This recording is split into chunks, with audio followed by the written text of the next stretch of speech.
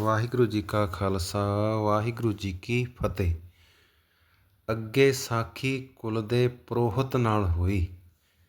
ਜਾਂ ਗੁਰੂ ਨਾਨਕ ਜੀ 9 ਵਰਸਾਂ ਦਾ ਹੋਇਆ ਤਾਂ ਜਨੇਊ ਪਾਵਣ ਦੀ ਰੀਤ ਕਰਨ ਵਾਸਤੇ ਕਾਲੂ ਨੇ ਪ੍ਰੋਹਤ ਹਰਦਿਆਲ ਕੋ ਬੁਲਾਇਆ।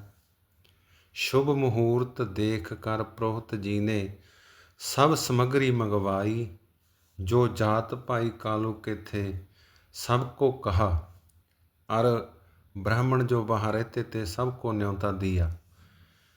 सब भाई बंद जाति के और ब्राह्मण भी एकत्र होए कर गुरु बाबा जी के जनेऊ पावने लगे। स्थान को लेपन कर वेद मिद चौक पूर्ण किया। वेदी वंश के सब भाई और ब्राह्मण जो वेद विरत के ज्ञाता वे सर्वत्र इकट्ठे हुए के बैठे। बाबा नानक जी को स्नान करवा के बुलाया तो बाबा जी स्नान करके आए बैठे। ऐसे शोभा पावते हैं जैसे सब तारा मंडल में चंद्रमा शोभा पावता है। सतगुरु गुरु नानक देव महाराज जी सारिਆਂ ਦੇ ਵਿੱਚ ਬੈਠੇ ਇਸ ਤਰ੍ਹਾਂ ਸ਼ੋਭਾ ਪਾਉਂਦੇ ਨੇ ਵੀ ਜਿਵੇਂ ਤਾਰਾ ਮੰਡਲ ਦੇ ਵਿੱਚ ਚੰਦਰਮਾ ਸ਼ੋਭਾ ਪਾਉਂਦਾ ਹੈ। ਤੇ ਪ੍ਰੋਹਤ ਨੇ क्षत्रियों की रीत वेद विरत सब करवाई जो पुरातन रीत थी और कुलाचार सब सिखाने लगा। संध्या तर्पण सिखा सूत धोती जनेऊ माला तिलक खट कर्म गुरु जी ਨੂੰ सिखावने लगा। तो सर्व सामर्थ गुरु नानक जी मुक्त भुगत के देने वाले प्रोहत ਨੂੰ कहने लगे, हे मिसर जी ਇਹ ਜਨੇਊ ਕੋ ਪਾਏ ਤੇ ਕਿਹਾ ਅਧਕਤਾ ਹੁੰਦੀ ਹੈ। ਇਸ ਜਨੇਊ ਪਾਏ ਦਾ ਕਿਆ ਧਰਮ ਹੈ? ਮਤਲਬ ਇਹ ਜਨੇਊ ਪਾਉਣ ਦਾ ਕੀ ਧਰਮ ਹੈ? ਹੁਣ ਗੁਰੂ ਨਾਨਕ ਦੇਵ ਮਹਾਰਾਜ ਜੀ ਸਵਾਲ ਕਰਦੇ ਆ। ਇਸ ਜਨੇਊ ਕੋ ਪਾਏ ਤੇ ਕਿਹਾ ਅਧਕਤਾ ਹੁੰਦੀ ਹੈ। ਇਸ ਜਨੇਊ ਪਾਏ ਦਾ ਕਿਆ ਧਰਮ ਹੈ ਅਤੇ ਕੌਣ ਪਦਵੀ ਮਿਲਤੀ ਹੈ ਔਰ ਇਸ ਦੇ ਨਾ ਪਹਿਨਣੇ ਕਰ ਕਿਹੜੀ ਊਣਤਾ ਹੁੰਦੀ ਹੈ? ਵੀ ਇਹ ਜਨੇਊ ਪਾ ਕੇ ਕਿਹੜੀ ਪਦਵੀ ਮਿਲਦੀ ਹੈ, ਜੇ ਨਾ ਪਾਈਏ ਤਾਂ ਕਿਹੜੀ ਊਣਤਾ ਰਹਿ ਜਾਂਦੀ ਹੈਗੀ। ਤਾਂ ਹਰਦਿਆਲ ਜੀ ਬੋਲੇ, ਇਸ ਜਨੇਊ ਦੇ ਪਹਿਨੇ ਬਿਨਾਂ ਅਪਵਿੱਤਰ ਹੁੰਦਾ ਹੈ। ਚੌਂਕੇ ਕਾ ਅਧਿਕਾਰ ਹੁੰਦਾ ਨਹੀਂ ਅਪਵਿੱਤਰ ਰਹਿੰਦਾ ਹੈ। जब वेद की वृत्ति पूर्तक खत्री ब्राह्मण इस जनेऊ को पहनते हैं तब सब कर्म धर्म के अधिकारी ਹੁੰਦੇ ਹਨ। ਤਾਂ ਫਿਰ ਗੁਰੂ ਜੀ ਕਿਹਾ, ਸੁਣੋ ਪੰਡਤ ਜੀ, ਖੱਤਰੀ ਬ੍ਰਾਹਮਣ ਹੋਏ ਕਰ ਜਨੇਊ ਗਲ ਪਾਇਆ ਔਰ ਬੁਰੇ ਕਰਮ ਕਰਨ ਥੀ ਨਾ ਟਲਿਆ। ਖੋਟੇ ਕਰਮ ਕਰਦਾ ਹੀ ਰਿਹਾ ਤਾਂ ਬ੍ਰਾਹਮਣ ਖੱਤਰੀ ਜਨੇਊ ਪਾਏ ਕਹਿ ਆਹਲੇ ਧਰਮ ਨੂੰ ਕਿਆ ਕਰੇਗਾ? ਸਤਿਗੁਰੂ ਜੀ ਕਹਿੰਦੇ ਵੀ ਜੇ ਜਨੇਊ ਪਾ ਕੇ ਅੰਦਰੋਂ ਮਨ ਨਹੀਂ ਤੇਰਾ ਸਾਫ਼ ਹੋਇਆ ਤਾਂ ਬਾਹਰੀ ਦਿਖਾਵੇ ਨੂੰ ਕੀ ਕਰੇਗਾ? ਧਰਮ ਨੂੰ ਕਿਆ ਕਰੇਗਾ? ਧਨ ਦੇ ਵਾਸਤੇ ਹਿੰਸਾ ਧਰੋ ਅਧਰਮ ਅੰਤ ਪ੍ਰਯੰਤ ਦੁਸ਼ਟਤਾ ਝੂਠ ਚੁਗਲੀ ਕੀਤੀ ਤਬ ਉਸ ਖੱਤਰੀ ਬ੍ਰਾਹਮਣ ਨਹੀਂ ਚੰਡਾਲ ਹੈ। ਅੰਤ ਕੋ ਜਮਰਾਜ ਕੀ ਸਾਸਨਾ ਪਾਏਗਾ। ਤਿਸਨੂੰ ਜਨੇਊ ਪਾਏ ਕਾ ਕਿਆ ਫਲ ਹੋਇਆ? यहाँ जो पाप करेगा नरक भोगेगा। जब ये वार्ता गुरु जी ने कही ਤਾਂ जितने लोग बैठे सन सब हैरान होए गए। मन में कहने लगे, हे परमेश्वर जी अजे ਤਾਂ ਇਹ ਬਾਲਕ ਰੂਪ ਹੈ ਅਤੇ ਕੈਸੀਆਂ ਬਾਤਾਂ ਕਰਤਾ ਹੈ।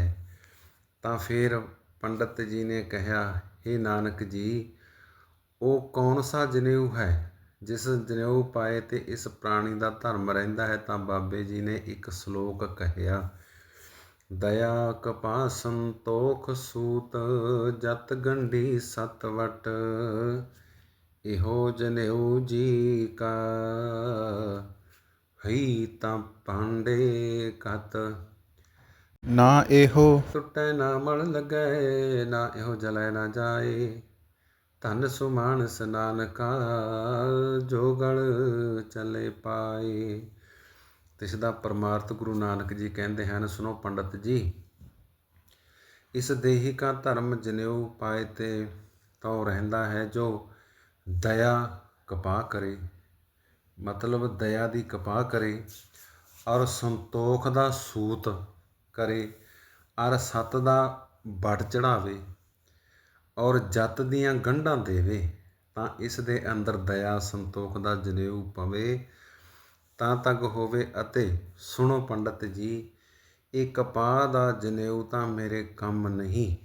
ਅਰ ਕਪਾਹ ਕਾ ਸੂਤ ਵੱਢ ਕੇ ਕਾਹੇ ਕੋ ਗਵਾਵਤੇ ਹੋ। ਇਸ ਕਪਾਹ ਕਾ ਸੂਤ ਵਟਿਆ ਹੋਇਆ ਕਿਤੇ ਕੰਮ ਨਹੀਂ।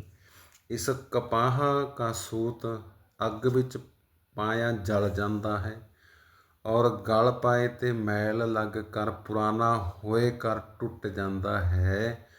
ਅਰ ਜੋ ਦਇਆ ਸੰਤੋਖ ਕਾ ਅਤੇ ਜਤ ਸਤ ਕਾ ਜਨੇਊ ਹੈ, ਉਸ ਨੂੰ ਨਾ ਕਦੀ ਮੈਲ ਲੱਗਦੀ ਹੈ, ਨਾ ਕਦੇ ਪੁਰਾਣਾ ਹੁੰਦਾ ਹੈ, ਨਾ ਕਦੇ ਟੁੱਟਦਾ ਹੈ। ਸੁਣੋ ਪੰਡਤ ਜੀ, ਧੰਨ ਉਹ ਪੁਰਖ ਹੈਨ ਜਿਨ੍ਹਾਂ ਨੇ ਦਇਆ ਸੰਤੋਖ ਜਤ ਸਤ ਕਾ ਜਨੇਊ ਪਾਇਆ ਹੈ। ਅਤੇ ਪੰਡਤ ਜੀ, ਇਹ ਕਪਾਹ ਦਾ ਜਨੇਊ ਕੁਛ ਨਾਹੀਂ, ਇਹ ਜਨੇਊ ਸਭ ਝੂਠੇ ਹੈਨ। ਜੇ ਤਾਂ ਉਹ ਸੱਚ ਕਾ ਜਨੇਊ ਤੇਰੇ ਪਾਸ ਹੈ ਤਾਂ ਤੂੰ ਮੇਰੇ ਗਲ ਪਾਓ, ਨਹੀਂ ਤਾਂ ਨਾ ਪਾਓ। ਪੰਡਤ ਜੀ ਨੇ ਕਿਹਾ, ਹੇ ਨਾਨਕ ਜੀ, ਇਹ ਜਨੇਊ ਤਾਂ ਅਸਾਂ ਅੱਜ ਨਹੀਂ ਥਾਪਿਆ। ਜੇ ਇਹ ਜਨੇਊ ਸਾਡਾ ਕੀਤਾ ਹੋਇਆ ਹੋਵੇ ਤਾਂ ਸਾਨੂੰ ਮਨਿ ਕਰ ਜੀ, ਪਰ ਇਹੋ ਜਨੇਊ ਪਿੱਛੇ ਵੀ ਆਦ ਅੰਤ ਹੋਇਆ ਹੀ ਆਇਆ ਹੈ। ਤਾਂ ਗੁਰੂ ਜੀ ਕਿਹਾ, ਕਾਹੇ ਪੰਡਤ ਜੀ, ਇਹ ਜਨੇਊ ਤਾਂ ਇੱਥੇ ਹੀ ਰਹਿ ਜਾਵੇਗਾ ਅਰ ਅੱਗੇ ਤਾਂ ਨਹੀਂ ਜਾਣੇਗਾ। ਤਾਂ ਫਿਰ ਪਾਂਧੇ ਕਹਾ, ਹੇ ਨਾਨਕ ਜੀ, ਇਹ ਜਨੇਊ ਤਾਂ ਪਿੱਛੇ ਵੀ ਸਨਕਾਦਕਾਂ ਤੇ ਆਦ ਲੇਕਰ ਪਹਿਨਦੇ ਆਏ ਹੈਨ, ਅਤੇ ਤੂੰ ਕਿਉਂ ਮਨਹਿ ਕਰਦਾ ਹੈ। ਤਾਂ ਗੁਰੂ ਨਾਨਕ ਜੀ ਨੇ ਹੋਰ ਸ਼ਲੋਕ ਕਹਿਆ, ਚੌਕੜ ਮੁੱਲ ਅਣਾਇਆ ਬਹਿ ਚੌਕੈ ਪਾਇਆ, ਸਿੱਖਾਂ ਕੰਨ ਚੜ੍ਹਾਈਆਂ ਗੁਰੂ ਬ੍ਰਹਮਣ ਥੀਆ। ਓ ਮੂਆ ਓ ਝੜ ਪਿਆ ਬੇਤਗਾ ਗਿਆ। ਮਹੱਲਾ ਪਹਿਲਾ। ਲੱਖ ਚੋਰੀਆਂ ਲੱਖ ਜਾਰੀਆਂ, ਲੱਖ ਕੂੜੀਆਂ ਲੱਖ ਗਾਲ, ਲੱਖ ਠਗੀਆਂ ਪਹਿਨਾਮੀਆਂ ਰਾਤ ਦਿਨ ਸਜੀ ਨਾਲ। ਤਿਸ ਦਾ ਪਰਮਾਰਥ ਗੁਰੂ ਨਾਨਕ ਜੀ ਕਹਿੰਦੇ ਹਨ, ਸੁਣੋ ਪੰਡਤ ਜੀ, ਇਹ ਐਵੇਂ ਹੀ ਗੱਲ ਆਪੇ ਮਨੁੱਖ ਨੂੰ ਚੌਕੇ ਵਿੱਚ ਬਿਠਾਇਆ ਤਾਂ ਆਪੇ ਹੀ ਬ੍ਰਾਹਮਣ ਨੂੰ ਗੁਰੂ ਕਰਕੇ ਸਮਝ ਲਿਆ, ਜਨੇਊ ਪਾਇਆ। ਉਸ ਮਨੁੱਖ ਨੇ ਕਿਹਾ, ਇਹ ਬ੍ਰਾਹਮਣ ਮੇਰਾ ਗੁਰੂ ਹੋਏ ਪਹੁੰਚਿਆ ਹੈ, ਜਿਸ ਨੇ ਮੈਨੂੰ ਦੀਖਿਆ ਦੇ ਕਰ ਜਨੇਊ ਪਾਇਆ ਹੈ। ਅਤੇ ਸੁਣੋ ਪੰਧਾ ਜੀ, ਉਹ ਮਨੁੱਖ ਮਰ ਗਿਆ ਤਾਂ ਉਹ ਜਨੇਊ ਵੀ ਜਲ ਗਿਆ, ਅਤੇ ਉਹ ਜੀਵ ਵੀ ਬੇਤਗਾ ਗਿਆ। ਅਤੇ ਸੁਣੋ ਪੰਧਾ ਜੀ, ਬ੍ਰਾਹਮਣ ਵੀ ਉਸੇ ਜਨੇਊ ਨੂੰ ਥਾਪਣ ਜਿਹੜਾ ਜਨੇਊ ਅਗਲੀ ਦਰਗਾਹ ਵਿੱਚ ਨਾਲ ਚੱਲੇ। ਅਤੇ ਜਿਤਨੀਆਂ ਵਸਤੂਆਂ ਸੰਸਾਰ ਨੇ ਥਾਪੀਆਂ ਹਨ, ਸੋ ਇੱਥੇ ਹੀ ਰਹਿ ਜਾਵਣਗੀਆਂ, ਅਤੇ ਉਹ ਵਸਤਾਂ ਵੀ ਉੱਥੇ ਹੀ ਰਹੇਗੀ। ਜੋ ਸ਼੍ਰੀ ਪਰਮੇਸ਼ਰ ਜੀ ਨੇ ਵਸਤੂਆਂ ਥਾਪੀਆਂ ਹਨ, ਸੋ ਵਸਤੂ ਸੰਸਾਰ ਨੂੰ ਨਹੀਂ ਭਾਂਵਦੀਆਂ। ਸੋ ਸੁਣੋ ਪੰਡਤ ਜੀ, ਸਾਨੂੰ ਤਾਂ ਸ਼੍ਰੀ ਪਰਮੇਸ਼ਰ ਜੀ ਨਾਲ ਮੁੱਦਾ ਹੈ, ਅਤੇ ਤੂੰ ਸਾਨੂੰ ਸੰਸਾਰ ਦੀਆਂ ਗੱਲਾਂ ਦਰੜਾਉਂਦਾ ਹੈ, ਤੇ ਸੋ ਤਾਂ ਸਾਡੇ ਕਿਸੇ ਕੰਮ ਨਹੀਂ। ਸੋ ਜਿਸ ਨੇ ਤਾਂ ਇਹ ਬਚਨ ਗੁਰੂ ਨਾਨਕ ਜੀ ਦੇ ਸੁਣੇ ਸਨ, ਸੋ ਵਾਹ ਵਾਹ ਕਰਕੇ ਉੱਠੇ ਅਰ ਕਹਿਣ ਲੱਗੇ, ਸ਼੍ਰੀ ਪਰਮੇਸ਼ਰ ਜੀ, ਤੂੰ ਇਤਨੇ ਬਾਲਕ ਨੂੰ ਕਿਆ ਕਿਰਪਾ ਕੀਤੀ ਹੈ। ਤਾਂ ਫਿਰ ਪੰਡਤ ਜੀ ਨੇ ਕਿਹਾ, ਹੇ ਨਾਨਕ ਜੀ, ਤੇਰੇ ਜਨੇਊ ਪਾਵਨੇ ਕਰਕੇ ਕਾਲੂ ਨੇ ਇਤਨਾ ਦਰਬ ਖਰਚ ਕਰਿਆ ਹੈ, ਅਰ ਕਿਤਨੇ ਹੀ ਭਾਈ ਸੰਬੰਧੀ ਇਕੱਤਰ ਹੋਏ ਹਨ ਅਤੇ ਆਏ ਕੇ ਬੈਠੇ ਹਨ। ਪਰ ਜੇ ਤੂੰ ਹੁਣ ਜਨੇਊ ਨਾ ਪਾਵੇਂਗਾ ਤਾਂ ਜਿਤਨਾ ਪਦਾਰਥ ਲਗਾਇਆ ਹੈ ਸਭ ਐਵੇਂ ਹੀ ਜਾਵੇਗਾ।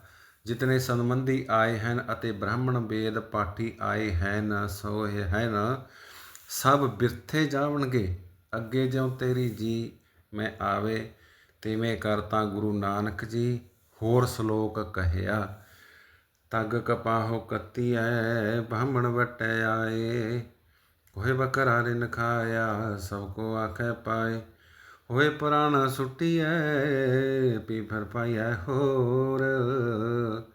ਨਾਨਕ ਤਗ ਨਾ ਟੁੱਟਈ, ਜੇ ਤਗ ਹੋਵੇ ਜੋਰ। ਤਿਸ ਕਾ ਪਰਮਾਰਥ ਗੁਰੂ ਨਾਨਕ ਜੀ ਕਹਿੰਦੇ ਹਨ, ਜੋ ਸੁਆਮੀ ਦੇ ਉਤਾਂ ਤੂੰ ਸਾਡੇ ਗਲ ਵਿੱਚ ਜਨੇਊ ਤਦ ਪਾਓ, ਜਾਂ ਇਹ ਟੁੱਟੇ ਨਾਹੀਂ। ਜੇ ਇਹ ਜਨੇਊ ਟੁੱਟ ਪਿਆ ਤਾਂ ਇਸ ਜਨੇਊ ਪਾਏ ਕਾ ਕਿਆ ਗੁਣ ਹੋਇਆ। ਔਰ ਸੁਣੋ ਹੇ ਸੁਆਮੀ ਜੀ, ਇਹ ਤੱਗ ਭਾਵੇਂ ਤੂੰ ਕਿਤਨੇ ਹੀ ਪਾਓ, ਪਰ ਇਸ ਤੱਗ ਨਾਲ ਮੁਕਤੀ ਤਾਂ ਨਹੀਂ। ਤਾਂ ਫਿਰ ਪੰਡਤ ਨੇ ਕਿਹਾ, ਮੈਂ ਤਾਂ ਕਾਲੂ ਤੇਰਾ ਪੁੱਤਰ ਕੋਈ ਦੇਵਤਾ ਹੈ, ਆਪੇ ਹੀ ਜਨੇਊ ਪਾਵੇ। ਤਾਂ ਮੈਂ ਤੇ ਕਾਲੂ ਕਿਹਾ, ਬੱਚਾ ਮਹਾਂਪੁਰਖਾਂ ਵੀ ਜਗਤ ਦੀ ਚਾਲ ਕਰ ਵੇ ਆਏ ਹਨ। ਤਾਂ ਬਾਬੇ ਕਿਹਾ, ਜਿਵੇਂ ਤੁਹਾਡੀ ਰਜਾਏ। ਤਾਂ ਪੰਡਤ ਜੀ ਨੇ ਕਹਾ, ਨਾਨਕ ਜੀ ਇਹ ਜਨੇਊ ਕੋ ਪਵਿੱਤਰ ਕਰੋ। ਪੰਡਤ ਜੀ ਨੇ ਕਿਹਾ, ਹੇ ਨਾਨਕ ਜੀ, ਜੋ ਸੱਚ ਕਾ ਤਗ ਹੈ ਅਰ ਜਿਸ ਵਿੱਚ ਜ਼ੋਰ ਹੈ ਅਤੇ ਮੈਲਾ ਵੀ ਕਦੇ ਨਾ ਹੋਵੇ ਅਰ ਟੁੱਟੇ ਵੀ ਨਾ ਹੀ, ਸ੍ਰੀ ਪਰਮੇਸ਼ਰ ਜੀ ਕੀ ਦਰਗਾਹ ਵਿੱਚ ਵੀ ਪਹੁੰਚੇ, ਸੋ ਤਗ ਕਹੀਏ। ਤਾਂ ਸ੍ਰੀ ਗੁਰੂ ਜੀ ਨੇ ਇੱਕ ਸ਼ਲੋਕ ਕਹਿਆ, ਨੈ ਮੰਨਿਆ ਪਤ ਉਪਜੈ, ਸਾਲਾ ਹੀ ਸੱਚ ਸੂਤ। ਦਰਗਹਿ ਅੰਦਰ ਪਾਈਐ, ਤਗ ਨ ਟੂਟ ਸਪੂਤ। ਤਿਸ ਕਾ ਪਰਮਾਰਥ ਸੁਣੋ ਪੰਡਤ ਜੀ। ਮਨੁੱਖ ਨੂੰ ਇਹ ਚਾਹੀਦਾ ਹੈ, ਜੋ ਸ਼੍ਰੀ ਪਰਮੇਸ਼ਰ ਜੀ ਕੀ ਸਲਾਹ ਕਰੇ ਅਰ ਸੱਚੇ ਕੇ ਘਰ में ਰਹੇ ਅਰ ਸਤ ਕੇ ਸੂਤ ਕਾ ਜਨੇਊ ਪਾਵੋ। ਜਿਸ ਜਨੇਊ ਨੂੰ ਸੱਚ ਕਾ ਜੋਰ ਹੈ, ਸੋ ਉਹ ਤਾਂ ਸਦਾ ਹੀ ਅਸਥਿਰ ਹੈ। ਉਹ ਸਦਾ ਹੀ ਅਸਥਿਰ ਰਹਿਣ ਵਾਲਾ ਹੈ, ਅਸਥਿਰ ਹੈ। हे ਪੰਡਤ ਜੀ, ਪਰਮੇਸ਼ਰ का नाम ਮੰਨਣਾ ਜੋ ਹੈ ਸੋ ਕਪਾਹ ਉਗਵੈ ਅਰ ਸੱਚੀ ਸਲਾਹ ਕਾ ਸੂਤ। ਕੱਤੇ ਸਤਿਗੁਰੂ ਦੇ ਦਰਬਾਰ ਸੱਚੇ ਕਾ ਤਗ ਪਾਏ, ਸੋ ਤਗ ਟੁੱਟਦਾ ਨਹੀਂ। ਐਸਾ ਤਗ ਪਰਮੇਸ਼ਰ ਦੀ ਕਿਰਪਾ ਹੋਏ ਤਾਂ ਜੀਵ ਨੂੰ ਵੀ ਮਿਲਦਾ, ਸਰਬ ਅਸਥਾਨਾਂ ਵਿੱਚ ਇਹ ਨਾਲ ਹੀ ਰਹਿੰਦਾ ਹੈ। ਇਹ ਉਪਦੇਸ਼ ਹਰਦਿਆਲ ਮਨ ਮੇ ਧਾਰਨ ਕੀਆ ਅਤੇ ਗੁਰੂ ਨਾਨਕ ਜੀ ਨੂੰ ਧੰਨ ਧੰਨ ਕਹਿਆ ਅਰ ਕਹਿਆ, ਹੇ ਨਾਨਕ ਜੀ, ਤੇਰੀ ਮਹਿਮਾ ਤੂੰ ਹੀ ਜਾਣੇ। अर सब वेदी वंश को अर ब्राह्मणों को भोजन करवाया। बड़े उत्साह साध अर ब्राह्मणों को दक्षिणा दई आशीर्वाद कहकर सब ब्राह्मण अपने अपने गृह को जाते पे। अर सब जात भाई भी बड़े छोटे प्रसन्न होकर अपने अपने स्थान को प्राप्त भये। सतकरतार। वाहिगुरु जी का खालसा, वाहिगुरु जी की फतेह।